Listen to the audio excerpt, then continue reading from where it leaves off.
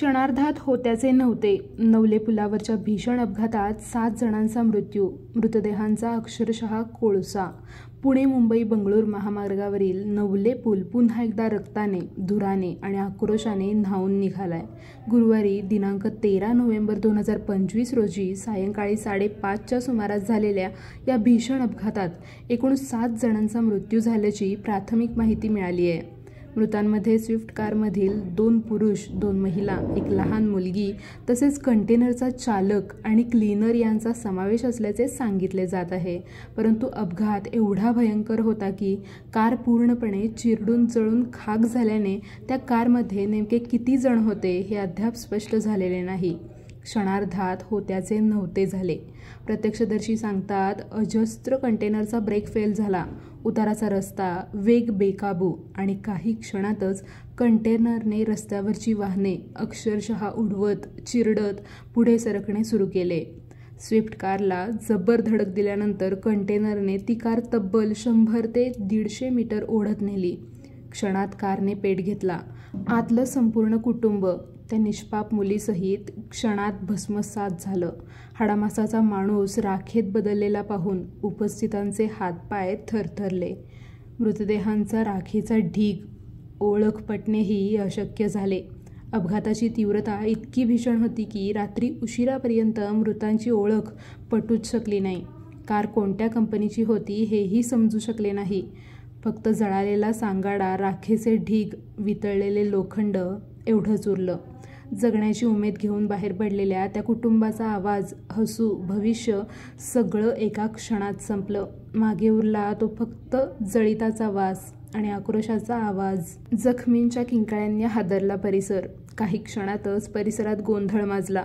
जखमींच्या किंकाळ्या, आरडाओरडा, धावपळ, रक्ताने माखलेला रस्ता, विखुरलेले वाहनांचे तुकडे. एका रिक्षा चालकाने थरथरत सांगितले, मोठा कंटेनर गाड्यांना उडवीत आला. मागे वळून पाहिले तर कार जळत होती. नंतर अग्निशमन दल जळालेले मृतदेह काढताना पाहिलं. देह थरथरला. कार आणि कंटेनर एकमेकांवर दाबल्याने अग्निशमन दलाला अवजड यंत्रणांनी वाहने वेगळी करून मृतदेह बाहेर काढावे लागले. मृतदेह अवशेषांना चिकटल्याने प्रचंड अडचणी येत होत्या.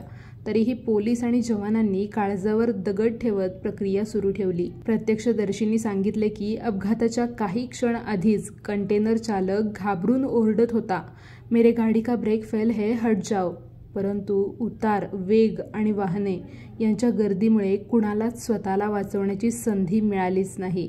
कंटेनर पुढे जात अनेक वाहनांवर आदळत गेला आणि या भीषण अपघाताचे रूप घेतले. रस्ते अजून किती बळी घेणार? पुणे शहरात गेल्या एका वर्षात 245 जणांचा मृत्यू झालाय.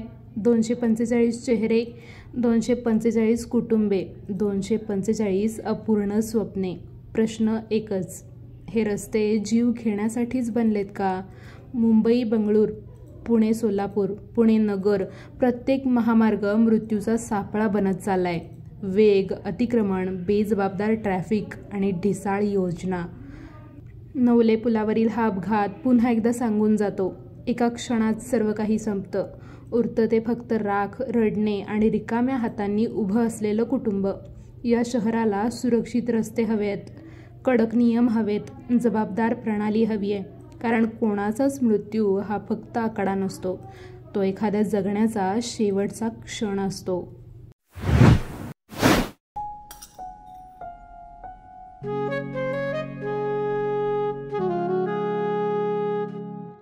बाबा, आज येताना बासुंदी घेऊन या ना. अगं, कालच आपण आईचा वाढदिवस होता म्हणून आणली होती ना. ऐकलं, गोकुळची बासुंदी पुन्हा खावीशी वाटतेय. खरं सांगू, मलाही खावीशी वाटतेय. पुन्हा पुन्हा खावीशी वाटणारी गोकुळ बासुंदी.